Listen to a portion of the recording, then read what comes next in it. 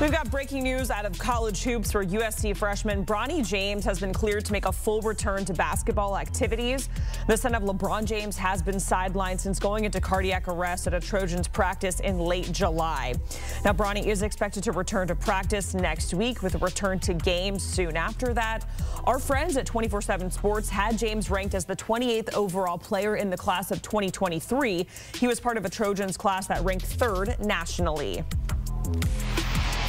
And for more on this, we want to welcome in our college basketball expert, Gary Parrish. Gary, Bronny James going to be returning to practice very shortly there for the Trojans. First of all, before we get into it, this is great news for Bronny James. What was your initial reaction when you heard this? Same as yours, probably, which is this is great news for Bronny James and LeBron and his entire family. Like, just take basketball for a second, set it to a side. I'm the father of a college-age young man, and I can't imagine what it must have been like for LeBron to get that phone call and say that your firstborn child has suffered a cardiac arrest. Just absolutely terrifying. At that point, in that moment, you don't know what's next. So the idea that pretty quickly since that day, Bronny James has been cleared to participate in basketball activities again is obviously super positive news. Regardless of where his basketball career goes, we now know that doctors believe he is capable of playing basketball again. And anytime something that happens like what happened to him, that type of stuff is often up in the air. Yeah, certainly very scary when you're hearing cardiac arrest in someone who is so young. So it is certainly a relief that he is cleared to play, Gary. Going to be returning to practice, games short after that. When he does return to games, what kind of role do you expect Bronny James to play in that USC lineup?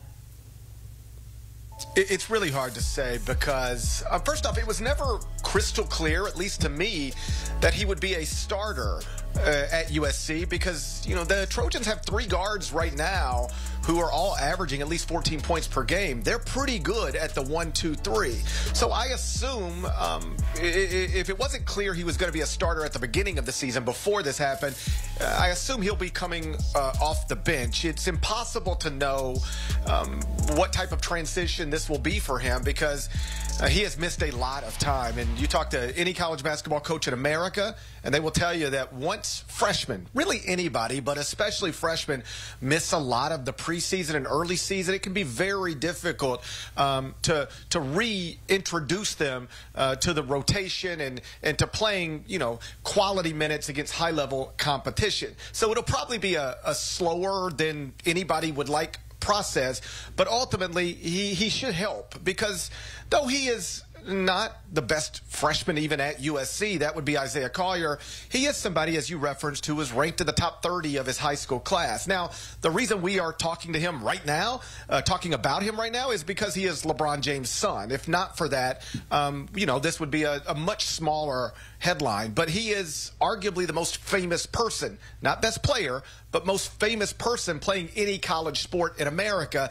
For that reason alone, he's going to get a lot of attention. He will make an impact, positive, on USC, I believe, but it'll probably be a slow process. And Gary, you mentioned being reintroduced to the rotation. That in itself is difficult, but just how difficult is it for a player and a coach to navigate this situation when you're dealing with cardiac arrest and all the precautions that come with that?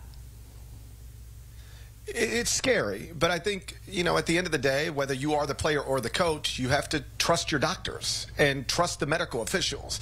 I'm not a doctor. You're not a doctor. Neither is LeBron James or Bronny or Andy Enfield, the head coach at USC. So you trust the people who are. And if they tell you that there's no real risk in you returning to basketball activity, you trust that. And so it'll take Bronny getting comfortable. Obviously, every minute he's on the court will be a nervous moment just at the beginning because you're just hoping that nothing like what happened ever happens again. But it's hard to speak to it with any sort of degree of certainty because I've never been a player who's gone through something like this or a coach who's had to manage something like this. But I would assume, having talked to coaches who have had players who have come back from heart conditions, with heart conditions, it's in the back of your mind somewhere, at least at the beginning, and it stays there until hopefully you've seen enough to convince yourself this is just a normal basketball player, not a basketball player who earlier in this calendar year suffered a cardiac arrest. And Gary, overall, USC struggled a a bit. What is your outlook for the Trojans moving forward for the rest of this season? Well, it's been a little bit of a struggle early, in part because they don't have the roster or haven't had the roster they anticipated having. But, you know, the Trojans were my pick to win the Pac-12, and now they're sitting here at 5-2 with a loss to UC Irvine, a loss to Oklahoma, and they've got an obviously high-profile neutral court game with Gonzaga coming up this weekend, a game in which I suspect they will probably be an underdog. So USC can, in the first 8 games of the season, go from a team that was projected to win, at least by me and others, to win the Pac-12 to a team that has lost 3 of its first 8 games. I'm not necessarily predicting it, but it's very much on the table. Still, long-term, you know, the pieces are there to be good. They've got a coach who's been through it, who's had postseason success in Andy Enfield. They've got maybe the #1 pick in the draft in Isaiah Collier, perhaps somebody who could be the Pac-12 Player of the Year in Boogie Ellis, and now Bronny James, we've noted, is cleared to resume basketball activities. Probably not in time for this weekend. I don't expect him to play against Gonzaga. That's what the reporting suggests, at least. But eventually, you add another top 30 high school freshman. I think USC will figure it out. I think USC will be a factor. They're not ranked right now, and they were once upon a time, but I believe they'll enter the top 25 poll again at some point this season. And those next 3 opponents on the schedule that we just showed at or above 500. Gary Parrish joining us here on HQ with that breaking news out of college basketball, where Bronny James has been cleared to make a full return to basketball activities. Thank you so much, Gary.